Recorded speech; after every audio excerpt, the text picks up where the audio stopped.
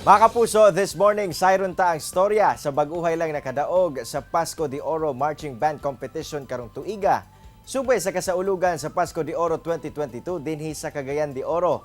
Ang ilang journey from start to championship atong sayron kauban si Ronald Caron. Ronald, good morning and welcome sa At Home with GMA Regional TV. Kumusta ka? Hello, good morning. Good morning sa kayo rin. Maayong buntag tanan sa mga pananaw diri sa Kapuso. O kamusta ko? Okay gid kayo. Kasi bagay diri okay kung magikan ka champion di ba sa contest. Unang-una, congrats Ronald og sa Oro Marching Guild sa inyong kadaugan sa Pasko de Oro Marching Band Competition karong tuiga. Champion gyud. Unsa ba ang gibati sa grupo sa inyong latest achievement? Super overwhelmed and grabing kalipay gid kayo sa mga bata murag hantod karon dili mahuman og post ang mga bata lain-lain nga picture during sa ang competition bisa kanang sa pato December 1 o sa nakaron December 5 bag sige gyapon sila post ilang mga picture video balik-balikon og tanaw ang video nga super ka overwhelmed kayo gid sabi na ako og ang mga bata no nagtampo atong competition grabe gid kayo kalipay. Nako, for sure nag-awas-awas pa ang inyong kalipay karon. Pero syempre, nakita man sab gyud nato ang kahanas sa inyong grupo sa maong kompetisyon. Pero tuod, kanus ba nagsugod kaning grupo ninyo? Unsa ang backstory niini? Okay. Kaning among grupo nga among gitawag og Oro Marching Arts Guild or sa Mubo pa among katawag sa nga OMG. Kay gusto na mo nga marag catchy nga pangalan like kung sa ilang performance OMG nga mo sa una gid na mo sa ginalan ng OMG before na mo sa gilapatan sa Oro Marching Arts Guild. So way back kanin siya among gitukod sa like kung pag ano lang gid sa pandemic pag start kay kami gikan man sa mga nagkalain-lain nga grupo sa Damanlar, Daman Yugol, most particularly sa Isaac University diri sa Cagayan de Oro. Dili lang siguro na ko i-mention. So pag pandemic, syempre naundang ang mga practices na cut-off and some na mga scholarship na mga band group na scholar sa school. So naundang po to sila, mga trainers sa band, nawadaan po diya po ng panginabuhian. So mo ito nga, di magid malikayan na maundang ang pagbanda-banda. So dili makapuyo yun, no? So ano to, magsige himo-himo o group chat lang, magtupod ato ang banda ngayon anda. Nauna-unaan po na mga wala pa po ingani nga grupo sa Cagayan de Oro. Kaya naman tayo mga community bands, pero dili gid siya like similar sa mga among target magudani kay kanang brass band gid siya in the future. So karon na pa lang may trumpet sa brace, pero mo to siya gamay pa lang mga grupo. Hinaot nga puhon-puhon magkadungagan ni maka-gain mi og funds na mo para makapalit ni mga instruments para makompleto gid ang amo ang ambition na brass band gid siya na pwede nato pa sigarbo dire sa city o sa laing nasud pod. Siyempre, nagkadaiyang personalidad ang naa sa grupo. So Ronald, unsa pud ba ang gihimo nimo isip choreographer nga imo gyud na usa ang grupo labi na sa inyong routines?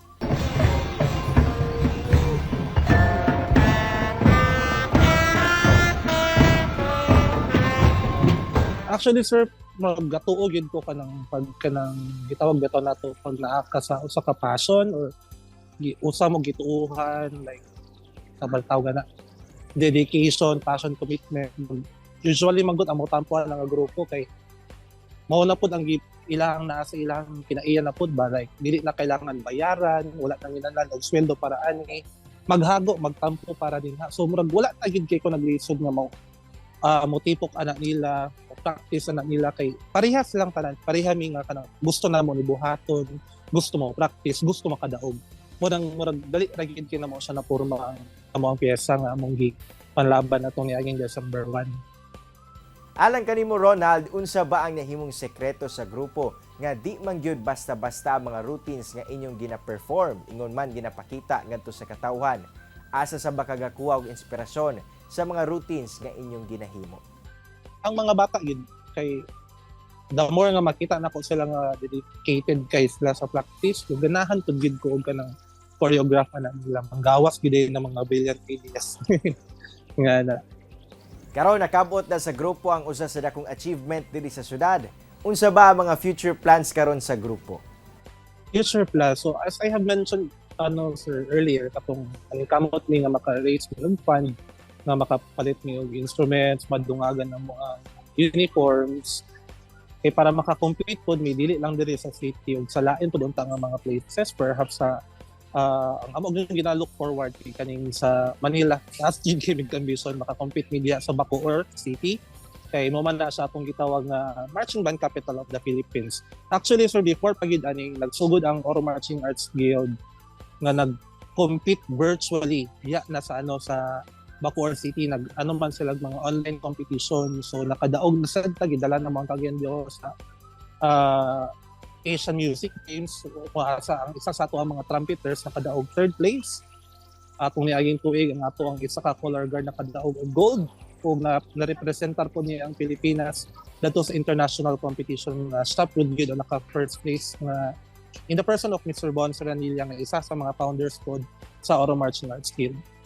Ug syempre, alang sa itong mga kapuso viewers karon naldabi na katong naasab sa marching band industry. Any advice nga mahatag nimo kanila to be successful sab sama ninyo?